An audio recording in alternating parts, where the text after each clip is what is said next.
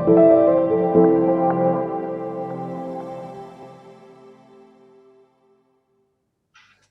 んにちは。Xwin クリプト TV の、ふみです。皆さんいつもありがとうございます。本日もですね、Xwin の KB さんにお越しいただきました。本日は、DeFi で不労所得ということをお話しいただこうというふうに思っています。KB さん、こんにちは。こんにちは。どうもよろしくお願いいよろたしくお願いしまします。す。今日も顔色が、私はすごく顔色いいですよね。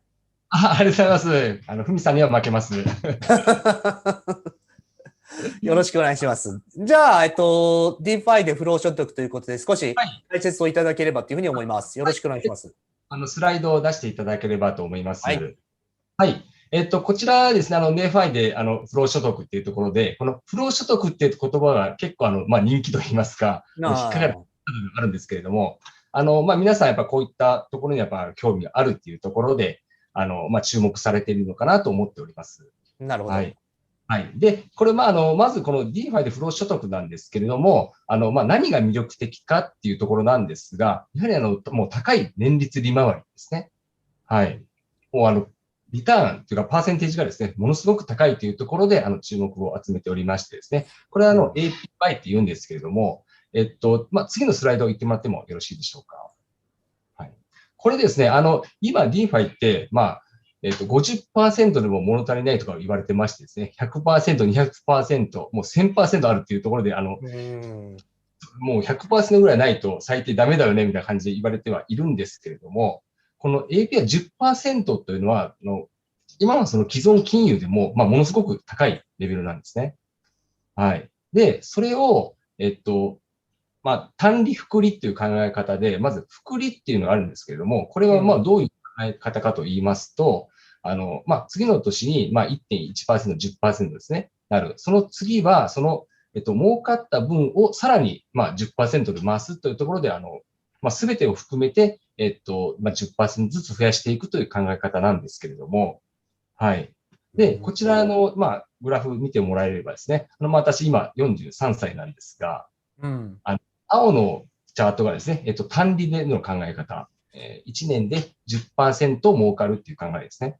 これ、10%ずつ足していってるだけなんですが、この、オレンジの線が、複利の考え方ですね。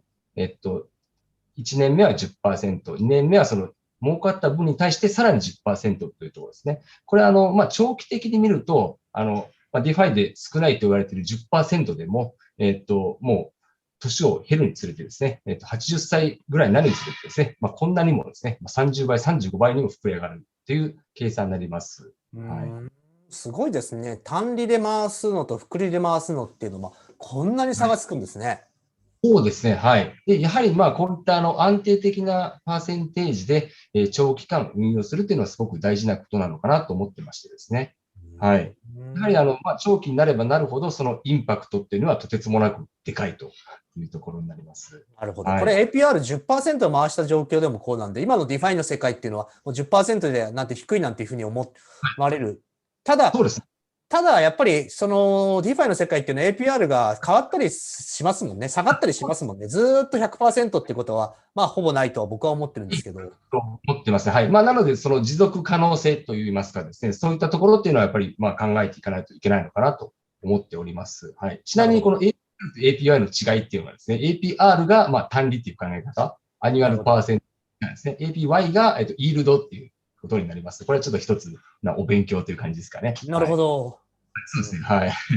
じゃあ、次のスライド行っていただいてですね、次はもう単純にですね、80歳で、今、平均寿命とか、それぐらいなんでしょうけれども、仮に100歳まで生きた場合っていうのはですね、さらに後半伸びていってですね、200倍とかになると。この辺になると100歳でこんなに、お金いるのかどうかっていう問題はありますけれども。警備さん100歳まで生きる気ですか？けど120歳まででももう生きる可能性は十分あるのかなっていう、なるほど。おめでとうございます。やいやいやいや、一緒に行きましょうよ。はい。で、まず1枚目じゃあ、戻っていただいてですね。はい。で、この、高い年利回りっていうのが、発生するというところなんですが、まず、デファイユーザーにとって、どういったサービスといいますか、どういった、方法があるのかなっていうところが、この方法の1から4になります。はい。で、まずこのこのレンディングっていうのはですね、どういうところなのかっていう説明なんですが、まずその、暗号資産を、スマートコントラクトっていうところで、いわゆるこの、預ける、ロックすることでですね、プラットフォームが、そのロックのした分に応じて、他に貸し出しができるっていう機能になります。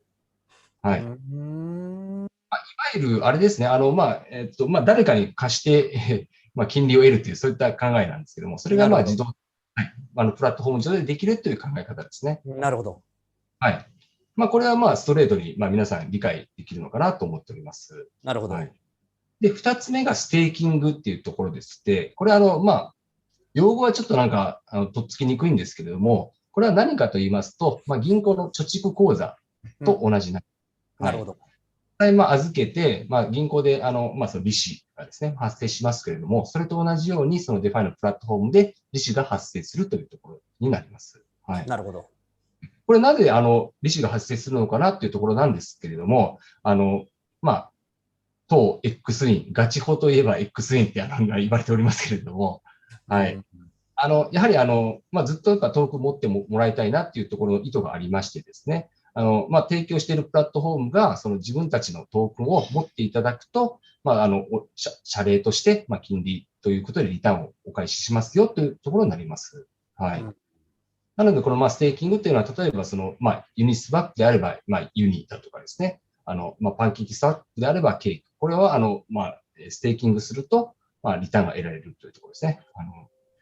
いろいろやはり皆さんに応援してもらいたいというところで、プラットフォーム全体の収益のシェアを還元するという意味での、ステーキングという機能になります。なるほど。はい。はい。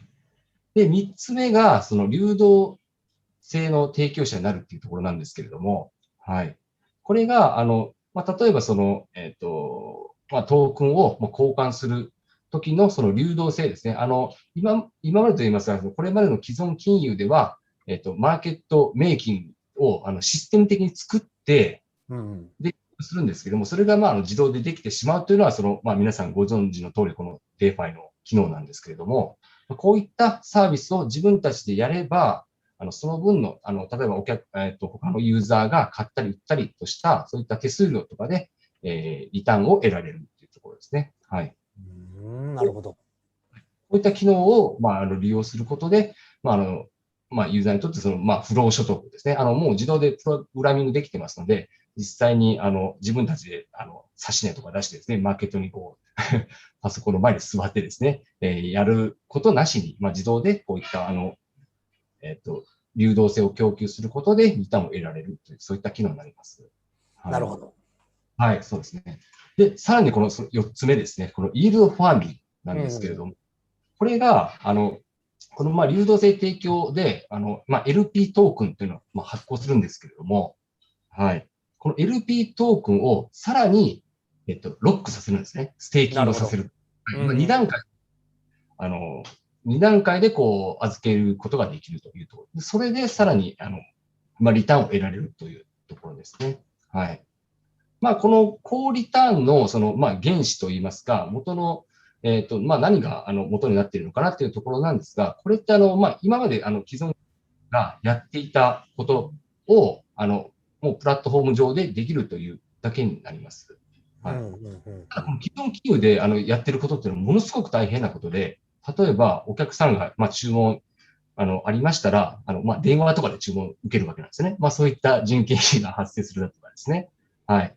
で、少しお待ちくださいと言って、注文何でしょうかって言って、話を聞いて、注文伝票を書いて、市場に回して、それを買ったり売ったりとかしているっていう、そういった人海戦術的なその既存金融のところが、自動で、プラットフォームでできるというところで、コストがあまり発生しない。その分、ユーザーに還元できるというところでも、高リターンっていうのができるのかなと思っています。なるほど。はい。いや、いろんな方法がやっぱあるんですね。本当に。ですね。はい。なので、ここはすごく、ユーザーにとってもプラスになりますし、こういった運営するっていうのも、やっぱ手間ではないですので、こういう技術っていうのはやっぱ発展してくるのかなと思っております。なるほど。はい。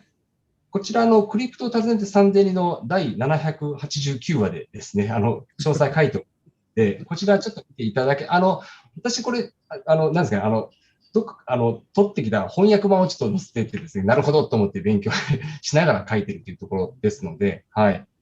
結構すごくまとまってたところをですね、紹介できたかなと思ってますのでですね、ぜひご覧いただければと思っております。はい。以上になります。クリプトを訪ねて3000里はここの、下のリンク入ってますので、ぜひ、訪ねて読んでみたらというふうに思ってます。非常に面白い KB さん書いてるブログなんで、ぜひ参考にしてください。KB さんありがとうございます。この Xwing Crypto TV は、ファイナンシャルアドバイスではございません。リスクをどうやって減らすかということを主眼において我々が、教育を提供しているということです。そのため、ご自身のリスクを取って、運用してください。また APR が高いからって言って単純に喜んで望むようなものでもありませんので、DeFi の世界の危険性もしっかりと加味して運用していただければというふうに思います。じゃあ、KB さんどうも本当に今日もありがとうございます。ありがとうございました。また引き続きよろしくお願いします。ありがとうございます。バイバイ。